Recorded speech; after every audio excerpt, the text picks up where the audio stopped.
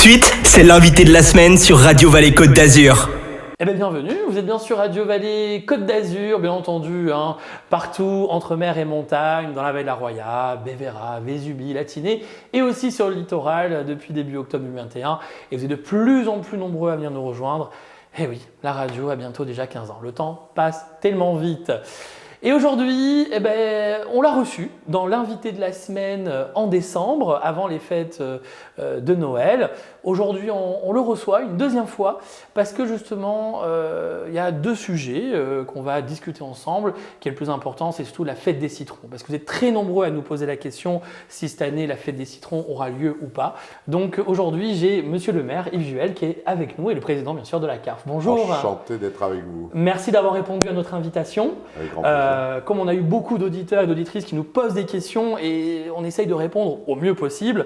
Donc le mieux concerné, c'est Monsieur le maire qui est avec nous aujourd'hui. Donc pouvez-vous nous en dire un petit peu plus sur la fête des citrons? Est-ce que la fête des citrons aura lieu ou pas cette année en 2022 à Menton? Alors, la fête des citrons aura lieu à Menton comme prévu, le 12 février. Il y aura quelques modifications qui nous sont imposées par la préfecture compte tenu des problèmes sanitaires. C'est-à-dire que nous ne pourrons pas réaliser le corso nocturne du jeudi soir et le corso du dimanche. Par contre, toutes les autres manifestations auront lieu, et je vais quand même en donner quelques détails parce que c'est très important. Le plus important, c'est l'aménagement entier avec des motifs d'agrumes dans les jardins Biovest face au casino.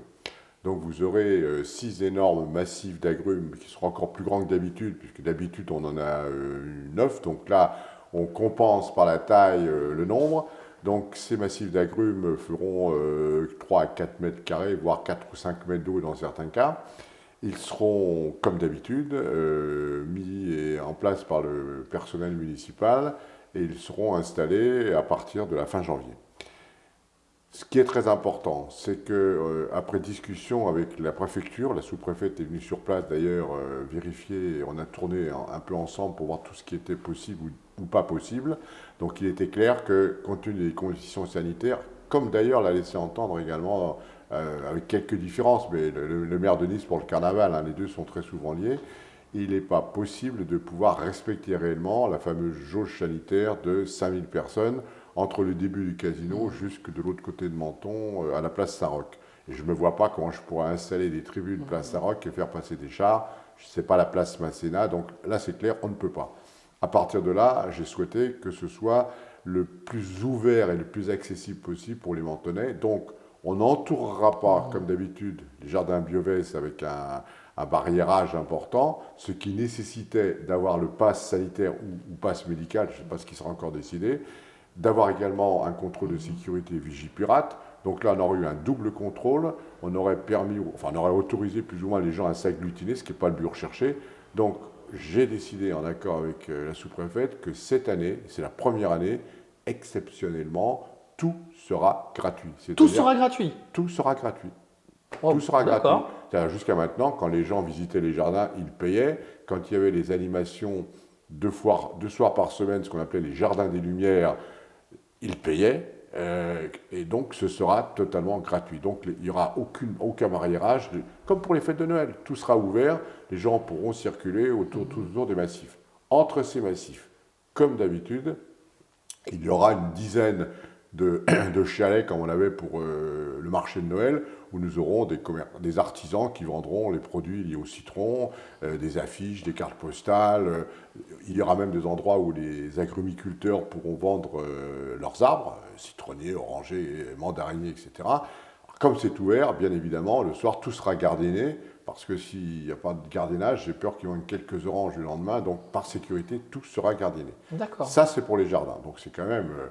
ça n'a pas changé, ce sera comme toutes les fêtes du citron. En plus, nous aurons au Palais de l'Europe, donc qui est au cœur de Jardin Biovest, exactement ce qui se passait comme avant. Le festival des orchidées aura lieu. Ça veut dire que le palais sera entièrement décoré avec des orchidées dans pratiquement toutes les salles. Bon, les gens qui ont l'habitude de venir le connaissent très bien. Le salon des artisans aura lieu. Vous aurez 16 ou 17 maintenant artisans qui seront présents pour vendre tous les produits qui sont liés à la fête du citron. Donc tout ça ne change pas. Ce sera également gratuit pour rentrer. Durant cette période, nous avions prévu, à l'intérieur du Palais de l'Europe, deux animations importantes, deux opéras, puisque le thème, il faut le préciser, c'est danse et opéra. Donc il y aura deux thèmes qui seront des ballets d'opéra, et il y aura Gisèle, et le deuxième, très honnêtement, j'ai oublié le nom, ça sera un autre opéra, mais là j'ai un trou de mémoire sur le deuxième nom. Donc il y aura 700 places qui seront là par contre payantes, donc les gens pourront venir. Il y aura pour rentrer dans le Palais de l'Europe le pass sanitaire, bon ça c'est la loi, puisque la jauge est de 2000 personnes, donc aucun problème. Si les jauges évoluent, si on passe à 3000 personnes, on passe à 3000 personnes. Si les jauges diminuent légèrement, on diminuera. Mais donc tout ça a lieu, tout est organisé, tout le monde a donné son accord pour venir, donc il n'y a strictement aucun changement. Après, l'objectif c'était de compenser le fait qu'on n'ait pas de corso, ou de corsi si on veut parler correctement, par des animations qui permettront aux gens de pouvoir circuler à Menton et de se rendre dans tous les quartiers de Menton afin de pouvoir aller voir les commerçants, faire des achats, se promener. Donc il y aura des parades, 3 ou 4 parades qui vont se dérouler. S'il faut en faire une cinquième, on fera une cinquième. Le jour de l'inauguration, on aura la musique d'une association bien connue des Mentonnais qui s'appelle La Garde, qui donnera une aubade avant l'ouverture et l'inauguration du Palais de l'Europe. Et puis on installera également dans d'autres quartiers de Menton des motifs d'agrumes, alors plus petits bien sûr que ceux des jardins, entre autres à Place du Cap, c'est la première fois. On essaiera d'en mettre peut-être à un ou deux autres endroits, de manière à créer vraiment cet esprit fête du citron. Et, très important, nous organisons également, comme chaque année, mais là on mettra le paquet, un grand concours de décoration des vitrines en liaison avec les commerçants, restaurateurs, hôteliers. Chacun recevra 40 kilos d'agrumes gratuits pour décorer ses vitrines.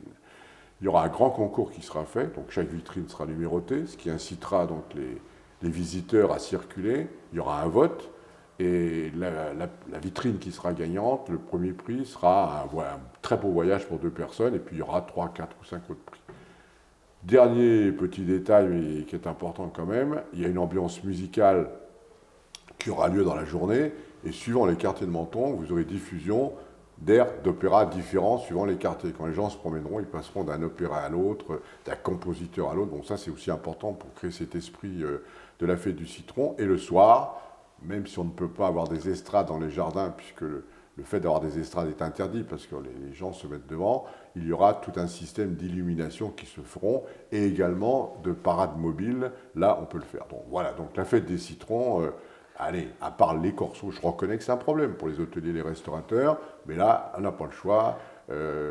On était, quand on discutait avec le préfet il y a un peu plus de 3 semaines et avec le maire de Nice, à 350 de taux d'incidence, on est à 3000 aujourd'hui. Ouais, donc, moi je c'est grave ce qui se passe en ce moment et vous avez raison de vouloir prendre quand même un maximum de sécurité, c'est important. Merci d'avoir été clair sur le sujet donc, de la fête de citron, c'était important.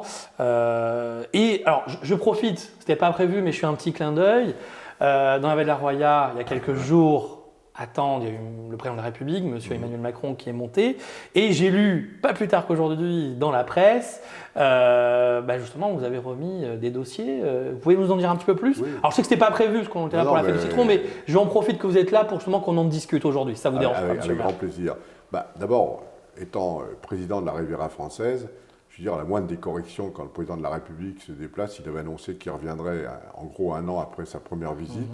La moindre des corrections, c'est que le président de la Riviera française accueille le président de la République s'il vient sur le territoire de la CARF. Donc, non seulement c'était un devoir de respect de la fonction, et en plus, j'étais ravi de pouvoir l'accueillir avec tous les maires de la Roya qui étaient là, une très forte délégation de maires italiens. C'est important parce que l'Italie a subi de l'autre côté beaucoup de dégâts, puis on est vraiment partenaire entre la Roya, la CARF, le Piémont et la Ligurie. Donc, M. le Président de la République est venu, il a écouté, dialogué avec le maire de Tente, Jean-Pierre Vassallo, avec les maires de la Roya française, avec les Italiens, bref, avec tous les acteurs économiques.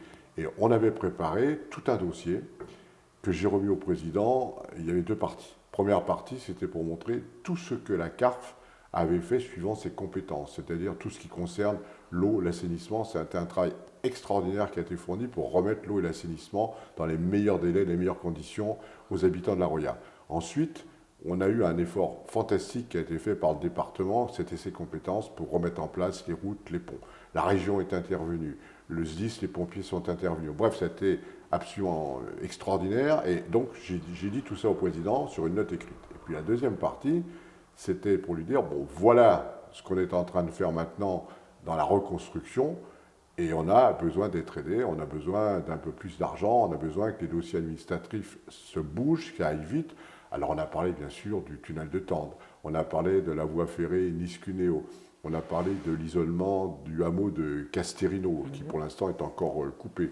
On a parlé de sauvegarder les 400 ou 500 emplois qui sont liés aux professionnels de santé, puisqu'il y a beaucoup d'emplois entre les hôpitaux de Breil, de Tende, et c'était très important de l'expliquer. Donc j'ai fait toute une liste très détaillée, à la fois de ce qu'on avait fait, et surtout de tout ce qui était prévu de faire en liaison avec le préfet reconstructeur qui a été nommé, Xavier Pelletier, qui a fait d'ailleurs un travail extraordinaire, je me suis permis de le dire au président, mais je n'étais pas le seul.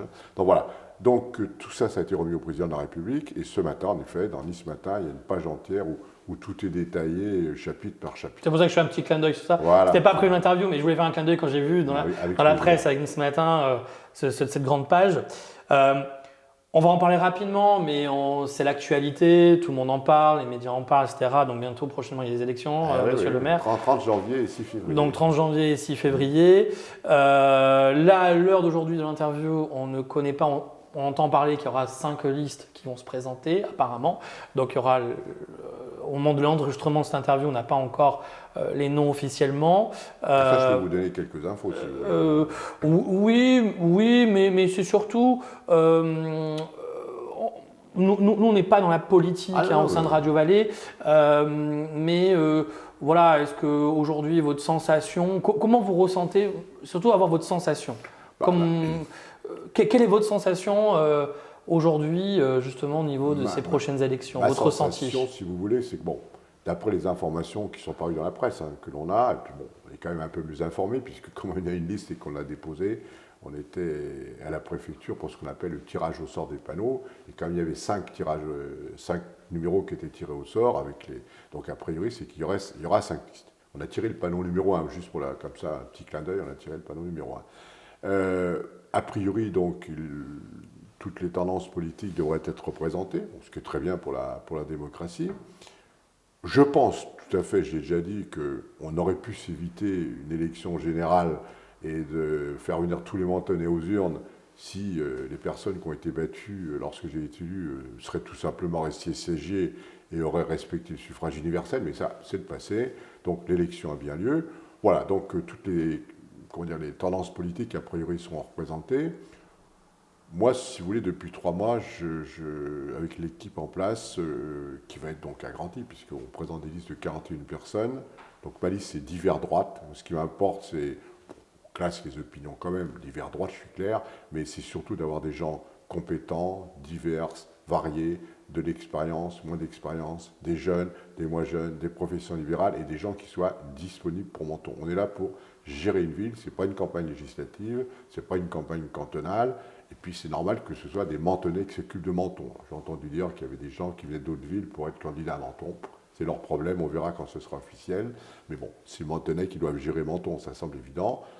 Depuis 3 mois, c'est ce que l'on fait, Menton et la carte, donc je suis très fier de l'équipe que je vais présenter. C'est vraiment une très très belle équipe.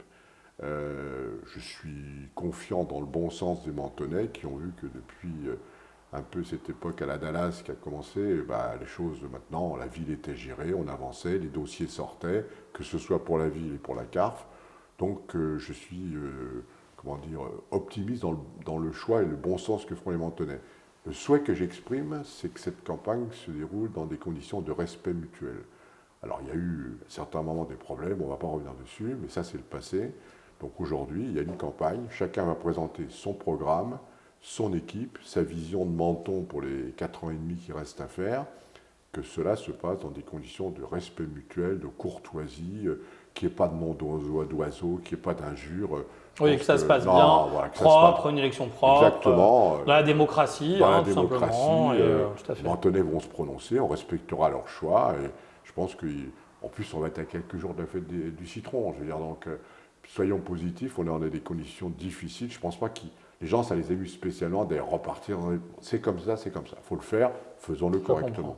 Je comprends. Bah, écoutez, en tout cas, c'est la deuxième fois qu'on se rencontre.